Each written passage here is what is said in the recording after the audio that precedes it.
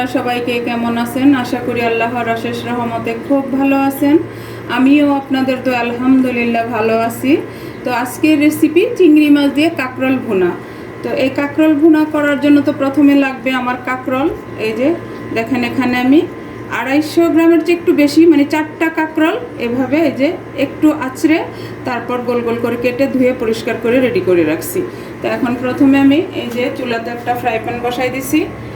প্রথমে আমি কাঁকরোলটাকে একটু ভাজবো, ভেজে তারপর রান্নাটা করব। চুলাটাও জ্বালাই দিলাম। বিসমিল্লাহির রহমানির রহিম। এই যে এখন আমি 1 চামচ তেল দিব, দিয়ে কাঁকরোলটাকে একটু প্রথমে ভেজে নিব। এই যে এখন কাঁকরোলটা দিয়ে দিব। বিসমিল্লাহির রহমানির রহিম। আমার এই আজকের চিংড়ি মাছ দিয়ে কাঁকরোল ভুনাটা যদি আপনাদের একটু ভালো লাগে তাহলে আমার চ্যানেলটাকে সাবস্ক্রাইব করবেন, লাইক করবেন, শেয়ার করবেন এবং কমেন্ট করবেন প্লিজ আমার ভাই বোনেরা। এখন এখানে আমি একটু হালকা 1 পিঞ্চ লবণ দিয়ে দিব। এই যে লবণটা দিয়ে দিলাম। আর সামান্য একটু এখানে 1 পিঞ্চ হলুদ দিব, একটু কালারটা আসার জন্যে। এই যে এখন এটাকে আমি একটু ভেজে নিব। যে আমার কাঁকরোল ভাজাটা হয়ে গেল, এখন এটাকে আমি নামাই নিব। দেখেন এখনই কিন্তু অনেক সুন্দর লাগতেছে, অনেক লোভনীয় লাগতেছে। আর আমার তো অনেক পছন্দ কাঁকরোল। যেসব জিনিসগুলো এখন পছন্দ, এগুলি বাংলাদেশ যখন ছিলাম তখন পছন্দ ছিল না। যেমন কাঁকরোল, পটল আমি একেবারেই খেতাম না, করলা বা উস্তা। আর এখন এগুলি অনেক ভালো লাগে।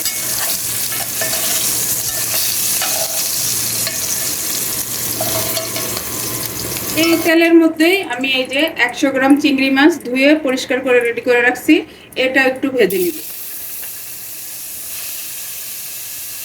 এখানেও আমি 1 পিঞ্চ হলুদের গুঁড়া দিয়ে দিলাম, আর লবণটা দিলাম না। এই যে দেখেন চিংড়ি মাছটা আমার ভাজা হয়ে গেল, এখন আমি এটাকেও নামাই নিব।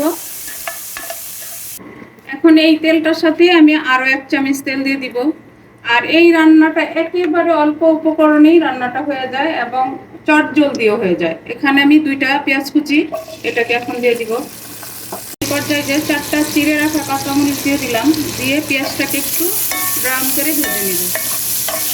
এই যে দেখেন হালকা ব্রাউন করে পেঁয়াজটা আমি ভেজে নিলাম।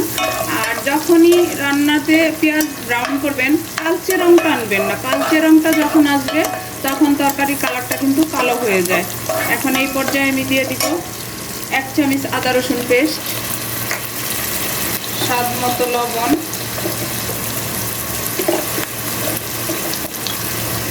হাফ চামচ হলুদ গুঁড়া,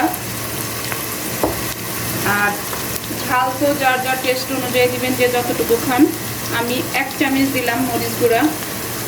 এই যে সামান্য একটু পানি দিব যাতে মশলাটা পুড়ে না যায়। আর এখন দিব 1 চামচ ধনে গুঁড়া।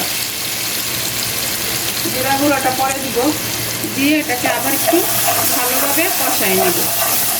আমার প্রিয় নতুন রাঁধুনি যারা আছেন তারা এই কাঁকরোলের মৌসুমে যদি এই রান্নাটা করেন, ইনশাআল্লাহ সবাই খেয়ে আপনাকে ধন্যবাদ ছাড়া আর কিছু দিবে না। এই রান্নাটা এত টেস্টি হয়। প্লিজ আমার ভাই বোনেরা একবার হলো ট্রাই করেন। প্রবাসে যে ভাইয়েরা আছেন তাদের উদ্দেশ্যে বলি, আপনারাও কিন্তু এই কাঁকরোল হাতের কাছে পেলে চিংড়ি মাছ দিয়ে ট্রাই করতে পারেন।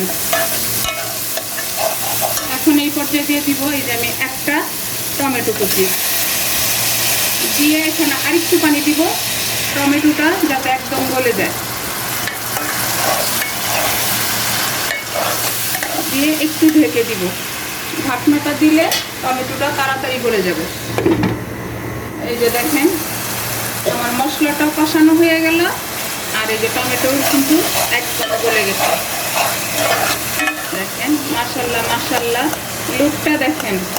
তো প্লিজ আপনারা আমার এই রান্নাটা ট্রাই করে দেখতে পারেন এই কাঁকরোলের সিজনে। এখন আমি এটার মধ্যে এই কাঁকরোলগুলো ঢেলে দিব। আর এই রান্নাটাতে কিন্তু আমি ঝোল দিব না, ঝোল ছাড়াই এই ভুনাটা হবে। চিংড়ি মাছ দিয়ে কাঁকরোল ভুনাটা হবে ঝোল ছাড়াই। এই যে দেখেন মশলার সাথে আমার কাঁকরোলটাও কষানো হয়ে গেল। এই চিংড়ি দিয়ে যদি কাঁকরোল ভুনাটা করে খান, মানে একবার খেলে দ্বিতীয়বার খেতে ইচ্ছে করবে। এটার টেস্ট মুখে লেগে থাকার মতো, এমন একটা রেসিপি। এখন এই পর্যায়ে দিয়ে দিব আমি চিংড়ি মাছগুলা। আর এই রান্নাতে বললামই তো পানি কিন্তু দিব না। এখন এটাকে আমি ঢেকে দিব। ঢেকে এখন তো আমার হাই ফ্লেমে আছে চুলা রাসটা, ঢেকে আমি মিডিয়াম টু লো করে দিব। লো করে আমি 10 মিনিট রান্না করব। আর একদম অল্প সময়ের মধ্যে কিন্তু এই রান্নাটা হয়ে যায়। এখন ঢাকবো, ঢেকে আমি মিডিয়াম টু লো করে চুলা রাসটা 10 মিনিট এটাকে আমি রান্না করব। এই যে দেখুন 10 মিনিট পরে আমি আসলাম। মাশাআল্লাহ মাশাআল্লাহ, এত সুন্দর ফ্লেভার আসতেছে। আমার প্রিয় ভাই বোনেরা, বাসায় না করলে কিন্তু পাচ্ছেন না আপনারা। চিংড়ি মাছ দিয়ে কাঁকরোল ভুনাটা দেখেন, দেখতেও মাশাআল্লাহ কত লোভনীয়। এখন এই পর্যায়ে আমি দিয়ে দিব হাফ চামচ জিরা গুঁড়া। এই যে দিয়ে এখন চুলা রাসটা হাই ফ্লেম করে জিরা গুঁড়াটাকে একটু মিশিয়ে নিব। আর এটাকে একটু মিক্স করে ঝোলটা আরেকটু শুকাই নিব আর কি, মানে একেবারে মাখো মাখো থাকবে এটা। কার কার ভালো লাগে এই রেসিপিটা প্লিজ আমাকে কমেন্টসে জানাবেন। আর কে এই রেসিপিটা এর আগে ট্রাই করছেন বা আমারটা দেখে কে ট্রাই করেন সেটাও কিন্তু অবশ্যই জানাবেন। এই যে দেখেন একেবারে অল্প সময়ের মধ্যেই কিন্তু রান্নাটা হয়ে গেল। এটা আর গরম ভাত হলে আর কিছুই লাগবে না, এটা দিয়েই ভাতটা খেয়ে ওঠা যাবে। এত টেস্টি একটা খাবার। এই যে হয়ে গেল আমার চিংড়ি মাছ দিয়ে কাঁকরোল ভুনা। এখন আমি এটাকে নামাই নিব। নামায় সার্ভ করে আমি আপনাদের সাথে শেয়ার করতেছি যে চিংড়ি দিয়ে কাঁকরোল ভুনাটা আমার কেমন হলো। এই যে দেখেন আমার প্রিয় ভাই বোনেরা, মাশাআল্লাহ মাশাআল্লাহ, এত টেস্টি আর এত সুন্দর, মানে চিংড়ি মাছ দিয়ে কাঁকরোল ভুনাটা বাসায় না করলে প্রিয় ভাই বোনেরা কেউ বুঝতে পারবেন না।